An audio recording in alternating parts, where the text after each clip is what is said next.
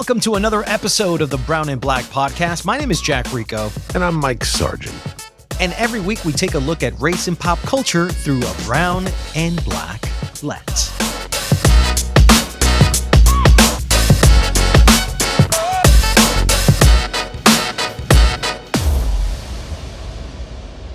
So this week we're talking about the Emmys, and part of the reason that we're doing this is because this is what we do. We cover pop culture, we cover movies, TV, all of that. But there's something that maybe our listeners don't know, and that is that you are an Emmy voter.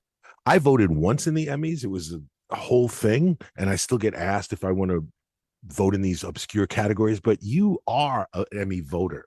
So before we get into Emmy nominations, I would love to know, Jack Rico, how did you end up becoming an Emmy voter? Number one, you have to be in the industry. You have to be in the media and entertainment industry. But for the TV Academy, you have to be in the entertainment industry currently working or having worked within the last 2 years. So I had done a national television show on NBC and Telemundo, two broadcast networks, between 2018 and 2020. And I did 2 seasons. And that criteria was you had to have a national presence. You had to have 2 seasons under your belt. And it had to be clippable, that you could send a link, or it had to be on a major platform. So I remember saying to myself, I think I fit all this. He goes, yeah, and you have to be doing it within the 2 years apart from it. So when COVID happened and they canceled the show, I was still within that window period. So I decided to, let me just apply. If I get a no, a no. And then they said, yeah, you qualify. Welcome to the Academy. Wow. And so then you pay a fee, an annual membership dues fee, and you get access to finally voting for the most prestigious television award ceremony that there is. Now, how long has it been since you've been an Emmy voter? About 3 years now. 3 years now. So going into this year's nominations and seeing what's on television now, what were your thoughts going in before you started voting, as you were seeing how the year was shaping up? That this was the year. If there was a year that Hispanic talent was going to pierce the white wall and actually get into the prime lead actor in drama roles, which this year we had the opportunity of having Diego Luna and Pedro Pascal. We only got one of them. So we'll talk about that snub later. Yeah. And we thought that this was the year, at least in my particular case, because I've been following day to day, man, Latino culture in mainstream spaces. This is what I've been doing for the last 20 years of my life. And everything has dictated, from Sundance winners to Bad Bunny on SNL speaking in Spanish regional Mexican music, being on Jimmy Fallon and on Jimmy Kimmel. You really start saying to yourself, you're looking at Andor and you got Diego Luna and Adria Arjona, 2 leads on a Star Wars TV show that they're calling one of the best TV shows in years. And the best Star Wars show ever. That's right. So then when you're going in like that, and Diego Luna had just finished hosting the Jimmy Kimmel show because he's on vacation. In my head, there's no way, with the amount of Hispanics within mainstream spaces and screens now, but we're going to have a historic day. And that's not necessarily what it was, Mike. Well, it's historic for another reason, because of everything that's going on now. For you as an Emmy voter, do you weigh in? Is it all personal taste, critical acclaim? Do you just go what you loved, or do you go with what you think needs to be supported? How do you decide on what you're going to vote? So we have certain categories that we have to vote. And the way the Television Academy works is that they give us an app So this has evolved the technology of how we used to watch things. So earlier in the history of the Television Academy, people had to go to a hotel and actually watch it on a TV screen back in the 40s. Oh, wow. Then around the 60s, 70s, maybe 80s, they started sending out screeners, which were DVDs sent to the house by mail. Now we have a app on your Apple TV called the Television Academy. And you put in your membership numbers, and all that stuff, all the scanner codes. And then once you're done with that, they give you access to every television show that exists. And that for someone like me is incredible because it makes everything so easy. So then I take a quicker, deeper look at them. That's the hard part, man, because there's just a lot of great talent out there. And there's some people, they're just starting. And then there's the heavyweights. There's the established actors. And then there's like the mid-tier guys that have been there for like 10, 15 years and they get a great role. So you're taking their career. And because I've been following Hispanic careers for like 20, 30 years, I know who's been banging it every single year to get to this moment. And I think this is the importance of having multicultural judges who have an institutional knowledge of the multicultural actors and their careers, the scope of who they are. They have not just what they saw in an article. I've been watching, for example, John Leguizamo movies and TV shows and Broadway shows since the early 2000s. So that's 25 years I've been. So I know how his acting has evolved. I know if this is his best work or not. Same thing with Diego Luna. So I think that's the great nuance that we bring as multicultural judges or judges of color to the Television Academy. Well, I'm very glad you're there. We're going to get into how women are represented and how men are represented, both Black and Latino. But for Brown and Black, lead actor in a drama series, Sterling K. Brown for Paradise and Pedro Pascal for The Last of Us. Now, I have thoughts on Pedro Pascal, but Diego Luna being snubbed was stunning to me contextually. What's the importance really of winning an Emmy? What does that do for your career? Or what do you think it does? It elevates your stock. An actor is a product. Mm-hmm. So as a product, he is marketed, he is sold to the public. And whenever you win something, it's an affirmation that you are the star, that the industry believes that you are our face of the industry for that year.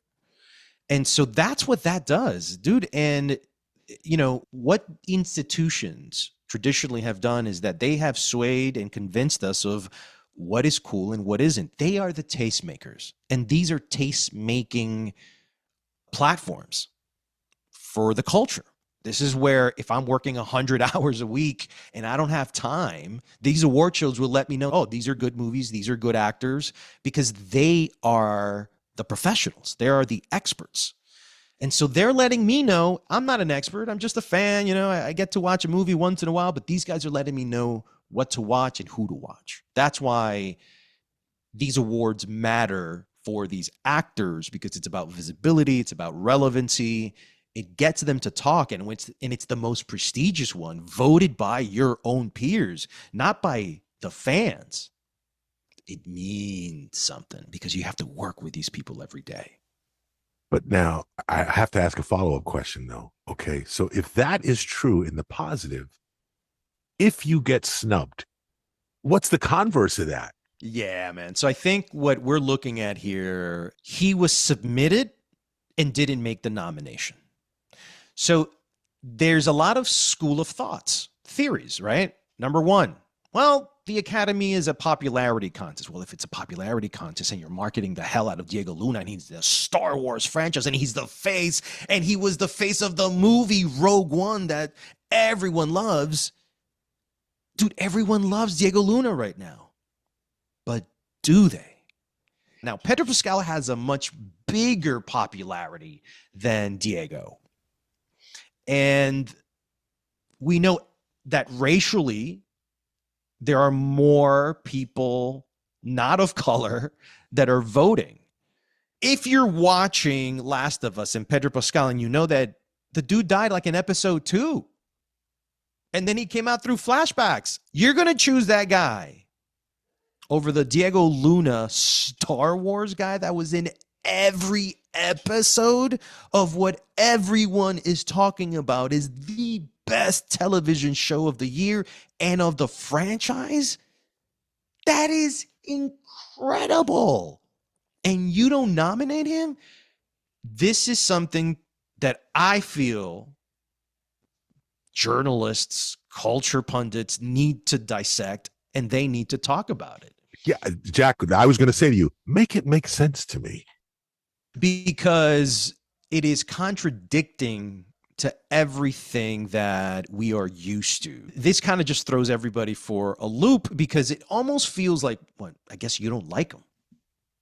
Because if you look at every episode, which is what every critic did that talked about it, everybody just said, dude, you were incredible. Pedro, unfortunately, in Last of Us, died too soon, so you never got to see the best of him throughout all those episodes.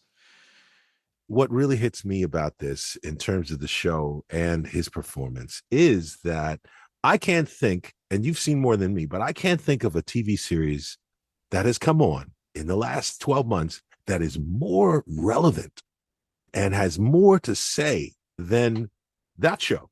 I think maybe The Last of Us, when we just come out of the pandemic and people were aware of, oh, yes, the potential of this disease, that was probably relevant. But it almost seems performative now to nominate Pedro Pascal because, all right, he's not going away. And I almost wonder the quote unquote going away. It's like they're treating it as if Diego Luna is a flash in the pan. This is not his first rodeo. This may be his first TV series that he's doing, but he's an actor who is a damn good actor. Why can't he get his flowers now? Yeah, and I think most people would say, hey, listen, there's only so many people that you can choose. These are who we thought were the best. I disagree, but I think overall, that is something that seems irrational, illogical to me, and I think it throws us back a bit, man. What you're essentially saying by snubbing Diego Luna in particular is that even when we do show up, even if we do get a lead role, even if we do pierce the IP franchise of the Hollywood gods in Star Wars, and even if we do get every critic to say that this is the best show this year, and the New York Times and the New Yorker and Jimmy Kimmel's like, host my show because I love your show so much. And it is such a timely show for the moment. Very. Even if you do all of that, you're still not going to be nominated.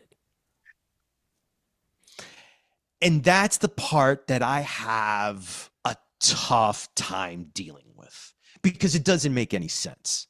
Because if we were going to get our flowers, this was the moment to do it. So don't give me this shit about meritocracy.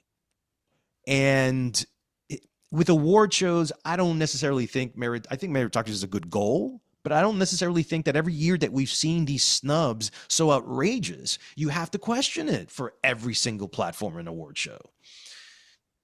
And I feel this one, man, more than others. And dude, and just to double down on this one, Adria Arjona, who is being talked about as the new Wonder Woman, and James Gunn has been asked, and he's like, yeah, she'd be great, but he hasn't made a decision on it. She might be Wonder Woman. And she was the co-lead of this whole series, and she wasn't nominated. That's the second hard snub. And she was amazing as Bix. The depth, the performances, all the performances, the fact that Andor's performances, that most of the actors in Andor were not nominated is shocking, man. I feel like it's almost like there's like a backlash going on because it's been talked about so well, which is me just throwing darts in the air because I can't fucking explain it. Okay. It seems glaring to me when you have something that is so relevant, so popular, so well known, so well liked, and then not nominated. I also think it's interesting that lead actress in a drama series, but there's not one actress of color So that says a couple things to me. What's being written? What are the opportunities? Especially because there's multiple actresses of color in comedy, but not drama. What's your take on comedy versus drama and its relevance? What does it say to you? Drama says prestige, and there's only a few people that have access to that. Let's look at this in numbers. There's the 1% and there's the 99%, Mike. Drama? Where would you rank drama? Yeah. You'd say it's the 1%. So think of the oligarch. Think of the Donald Trump presidency, right? They consider themselves the 1% or the 0.1%. For entertainment, the drama category is the most prestigious category, the ultimate respect. You might as well be a king if you're nominated or just in the conversation of drama. For comedy, hey man, you're the person I laugh at. Comedy, hey, I'm Al Jolson and I'm going to do a silent movie where I do blackface on you. Brown facing, black facing. Didn't that all happen in comedy? For laugh's sake. So to me, it's easier to put Hispanics within the comedic space than within the drama. And I don't know if that is classism coming in from society, which I think all of these things that happen in our own personal lives, in our own public lives, all of that is going in to the judging. You know, and I can't speak for the committee. You know, there's 24,000 voting members. But are there any MAGA people that just don't like Mexicans? That's a fair question. It's more than a fair question, because in science fiction, which arguably is the future, they represent the rebellion. In Andor, they represent fighting for freedom. But in reality, in this country, it's a stark contrast. That's why you have to start looking underneath the hood and trying to understand the math. This happened with Oscar So White. So I'm just going to use the same template here on the Television Academy. There are more white people in the voting membership than there are people like me, people of color. It's reflective in the nomination results. When you see a result like Diego Luna, you just start asking yourself, we know you saw it. We know you saw it. You know it was good.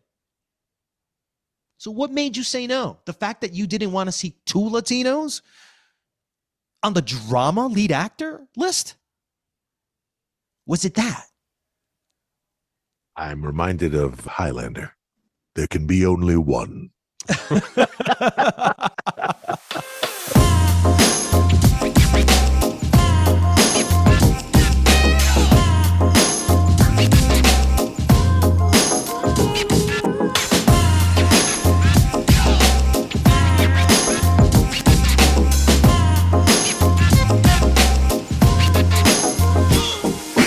We talked a little bit about lead actor, lead drama. We talked about the difference between drama and comedy. I love that Ayo Idibiri, Quinta Brunson, Uzo Aduba, I love that they were all nominated. I love that they're at least getting to show what they can do, but let's go through the snubs.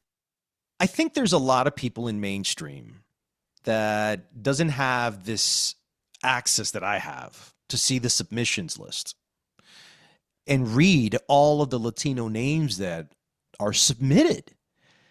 And I think one of the great things for me is that it's gave me an incredible amount of pride to see the amount of Hispanics that are currently working within the industry. It is a lot, probably over 1,000 just at a glance of the amount of Hispanics that are working within creative and technical. But when it comes to the nomination process, a lot of them are cut out. So the problem then, Mike, becomes not a problem of a pipeline issue, meaning, oh, there are not enough of Hispanics to nominate. This now then officially becomes a systemic issue. Because if it's a pipeline issue, then you're telling me that we need to increase the number of Hispanics working in the business. We did increase it. But if you don't want to promote them to executives, to SVPs, to CEOs, and you just constantly keep them in supporting roles forever, then what are we doing here, man? Even when they give you some of the best performances of the year, regardless of race, culture, or language. Like, what do we got to do? So here's some of the people that I feel were snubbed. Nicholas Alexander Chavez, which is Cesar Chavez's grand cousin or something like that. And he was in Monsters, the Lyle and Eric Menendez story. He was one of them. He was one of the Menendez brothers. Gael Garcia Bernal from La Máquina. Brian Jordan Alvarez from the ABC show English Teacher. Dude, George Lopez. Isn't it time George Lopez got an Emmy nomination? It's about time. He had his show Lopez versus Lopez submitted, not nominated. It's stunning. It's stunning that he's not been nominated for. It's insane. After every contribution the man has done, not just for Latinos, but just for America, and the years of longevity. Dude, how do you not give this man an Emmy up to this point? It's time to give George Lopez his award that he deserves, that he's worked so hard for. So then moving on, then you got Julio Torres. He's on HBO with a show called Fantasmas, Mexican. They had him on the Hollywood Reporter cover, leading actors in a comedy series. Do you think he was nominated? Nope. Manuel Garcia Rulfo, the guy who was in Jurassic Park and also in The Lincoln Lawyer. It's one of the most watched television shows in the world, according to Netflix. And then Ramon Rodriguez. He is the lead of Will Trent on ABC that's been going on for many seasons, and he's now directing, producing. This dude is amazing in Will Trent. Nope, we're not going to pick him. This would have been lead actor in a drama series. So you've been watching Saturday Night Live. Marcelo Hernandez, which is the Latino Domingo, that has become a viral sensation on social media, at concerts from Sabrina Carpenter. He's become best friends with Bad Bunny. He's a sensation on his own and super mainstream. Kelsey, I'm here. Hey man, came all this way, had to explain, direct from Domingo. Kelsey's a friend, she's like my sis, but we did hook up though. Nope, we're not gonna nominate him in supporting actor comedy series, nor the Blue Beetle Xolo Maridueña from Cobra Kai, nor John Ortiz from Bad Monkey. And then you got Catalina Sandino Moreno, Gina Torres from 9/11 Lone Star that weren't nominated, Isa Gonzalez from La Máquina. She's a movie star, B. She's in every movie. Yep, we're not going to nominate her in the supporting actress limited series. I just basically went through a whole stream of Latino names working within mainstream shows that were not nominated. So don't tell me that we don't know who to pick because there's not enough of them. So this is not a numbers issue. We got the numbers. We got a problem in you nominating them. So the only thing I can think of is you don't like their performances. There are just some things you just can't explain. And you want to go to race and classism to fault it. I'm just holding myself back because, damn, I've lived long enough to kind of know when things don't make sense. It's not about the math. It's about the chooser.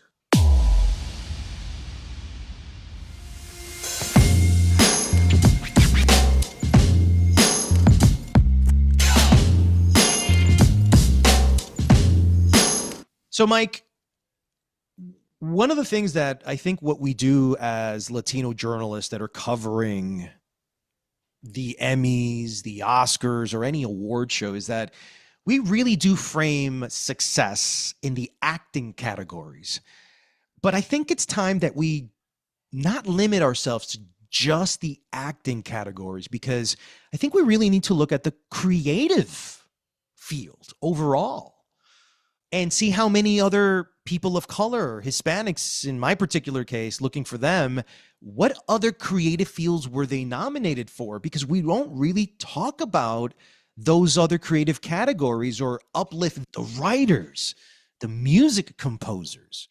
So I wanted to just briefly shout out and celebrate some of the nominees that we had in the writing category. Number one, Joanna Callow, the showrunner of The Bear, is Mexican, half Mexican. Laura LeFranc, she's the showrunner of The Penguin, and she's half Mexican. Frida Perez, she's Dominican, and she wrote the 5th episode of The Studio from Seth Rogen that is nominated for over 20 nominations for one of the best television show. And she wrote the 5th episode. And now, switching over to music and composition, let's just stay with The Studio. Did you know that the theme song and the composition is from a Mexican named Antonio Sanchez? I did not know that.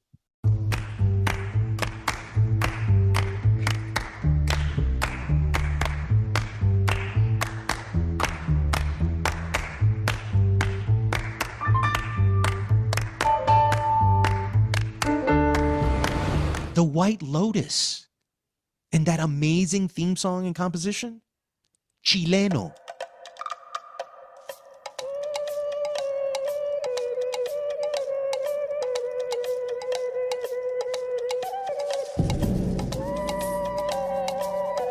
Cristobal Tapia de Veer. He's half Chilean, half Canadian. And he had a massive beef with Mike White that came out in the New York Times. You could look it up, where he's bashing Mike White. And I'm going, yo, I love these types of Latinos that they just stand for their art. And he's not going to have any immigrant inferiority complexities of standing up for himself. And then there's a show called Department Q. Loved it. And the original main title theme was by Carlos Rafael Rivera. And he's Cuban Guatemalan. Love it.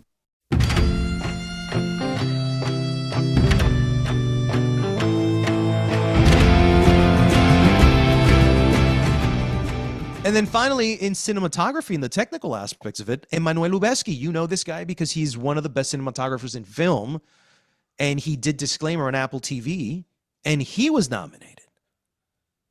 And they're not getting a lot of talk because we only focus on the actors. But I'm telling you, if we're going to celebrate Hispanics and we can't find them in the acting categories, we should really uplift the ones that were nominated that are Hispanic and that are shaping the mainstream culture from the writing perspective, from the musical perspective, from the cinematography perspective. And perhaps the thing that is the biggest revelation I saw in the research was the amount of Hispanics nominated for hair and makeup roles. There were about 11 of them, Mike.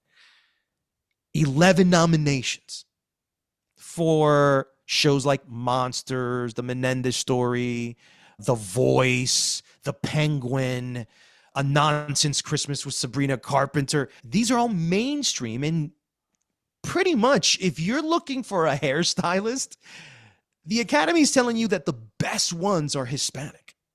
They're Latino. And then editing roles. 8 individuals were nominated in editing roles. That's the second most amount of Hispanics nominated this year. And you can then say that if you ever want to work with some of the best editors, Hispanics are some of the best editors out there right now.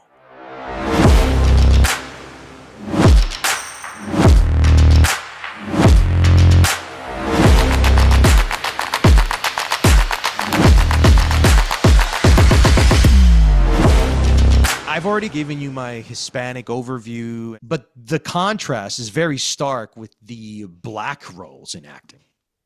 It's true. The thing I'm probably the most excited or what I feel is great to see is Ayo Idibiri being honored not just for acting, but directing. And the same thing with Natasha Rothwell, who's a writer and a performer. So women of color are still finding their best opportunities. Black women are still finding the best opportunities in TV. You know, whether you're a Shonda Rhimes or whether you're an Oscar-winning actress will have to come to TV and do some of her best work. So I do like that. I do that we've been nominated in these categories. But what you're mentioning, all these technical categories, all these behind the scenes, there are a lot of Black folks nominated in those categories. There's not one Black cinematographer nominated, not one. So this seems very interesting. I think when it comes to brown and Black creatives in the Hollywood industry, specifically in television, is that African Americans aren't doing those technical jobs the way Hispanics have really thrived within these technical fields. True. But when it comes to acting, Blacks really are much more successful than Hispanics. And I think that's just going to be some time, man. I think for the culture to accept Hispanics as leads, because that to me is the crux of all of this. I just think that the culture overall just doesn't see us as stars, man. And that's why Pedro Pascal being nominated, even though he wasn't a part of much of season 2, it really says how much he has crossed over into mainstream white and Black culture. Everybody loves Pedro.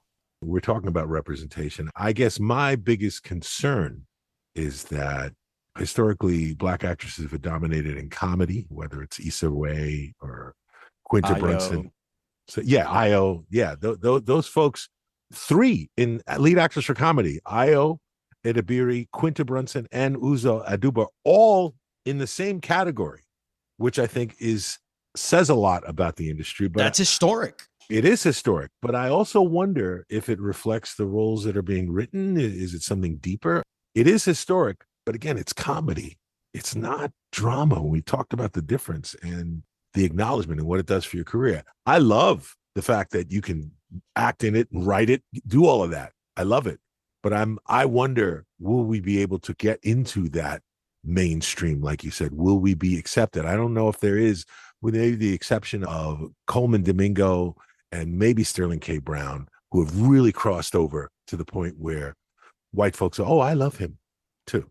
Can we talk for a second about Afro-Latinos repping in this Emmy Award ceremony? Yes. So let's talk about Colman Domingo and Lisa Colón-Zayas from The Bear. Colman Domingo was nominated for the 4 Seasons, which was a Tina Fey created project. And I think it was Netflix. And he was one of the best parts of it. Clearly, this is one of the best actors in the last 5 years that we've seen. 100%. We are now giving him his flowers, and he damn deserves it. But in the same way that the Black media is taking ownership of Colman Domingo, so are Latino media taking ownership of him. Even in moments like this, you're split.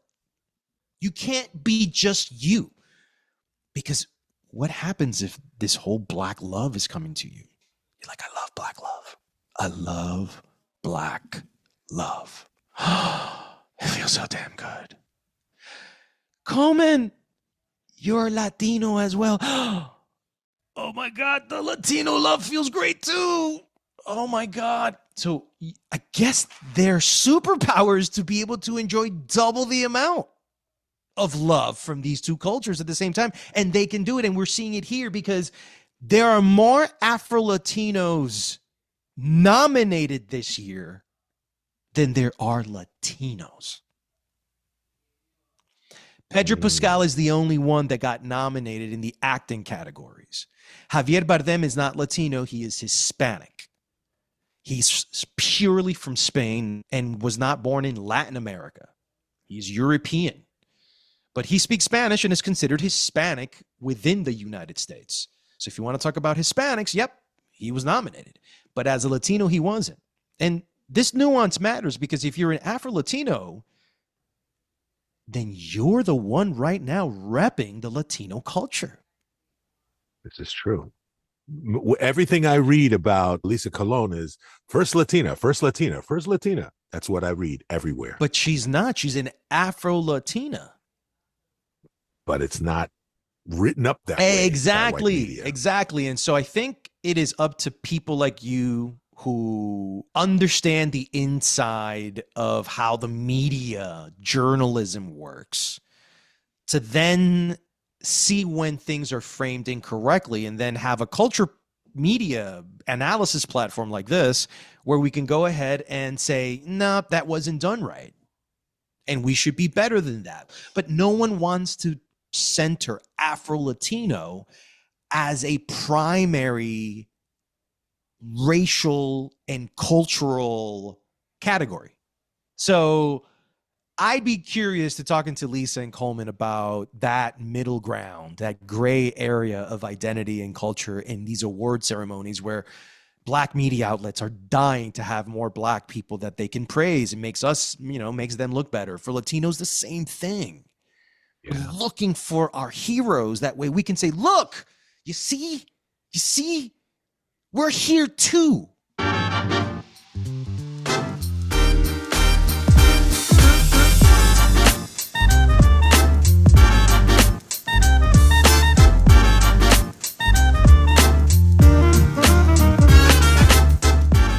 That's it for this episode of Brown and Black. If you would like to support this podcast, please subscribe and leave a review. Your help will allow us to be heard by many more people.